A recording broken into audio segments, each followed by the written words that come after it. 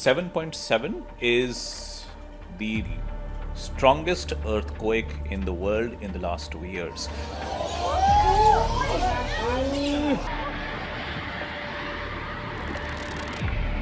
Certain areas have the ability to produce larger earthquakes depending on how much energy is trapped inside.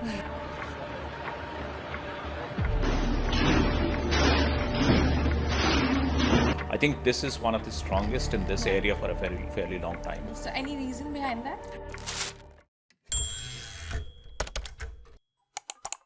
Big news from Myanmar, a massive earthquake hit the country and we have the Indian Express's Amitabh Sinha here with us.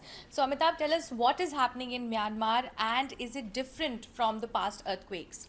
So there has been one big earthquake measuring 7.7 in magnitude. And after that, as usually happens with such big earthquakes, there have been a string of smaller earthquakes which are called aftershocks. So that happens in any large earthquake. So 7.7 is the strongest earthquake in the world in the last 2 years. Anywhere in the world, we haven't seen these kind of earthquakes in the last 2 years, so that's important. There's nothing new or nothing very different about an earthquake. It would be the same. It has happened in an area which in Myanmar is seismically active. It has happened exactly on a fault line, the main fault line in Myanmar. So that's where it has happened. It's a seismically active area. So that's what. Any specific reason we have, or is it just too early to anticipate anything? No. So what we know is, the Himalayan, entire Himalayan region, stretching from Afghanistan up till Arunachal Pradesh, covering the northeast, and then falling off into Southeast Asia. That's one of the major fault lines. That's the Himalayan fault line.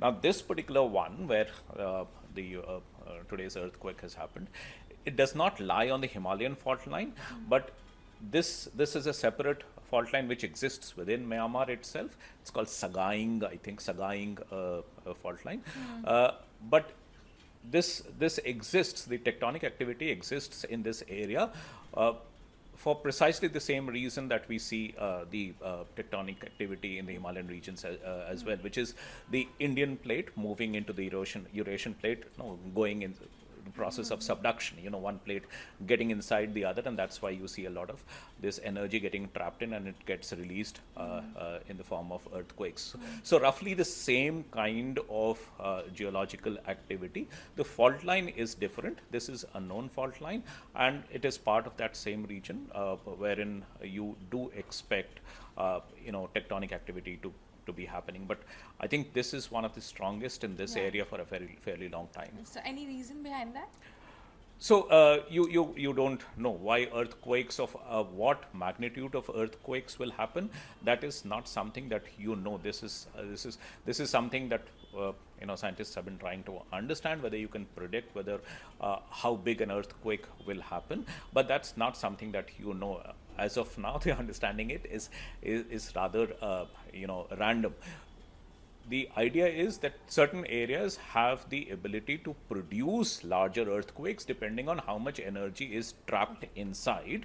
And these areas have huge amount of energies trapped, mainly because of that process of subduction that we discussed, right? So, but whether that would release in, whether that ultimately, whether the earthquake would be 4 in magnitude or 7 in magnitude or 6 in magnitude, right now it seems completely random as of now. So more earthquakes can be anticipated, or?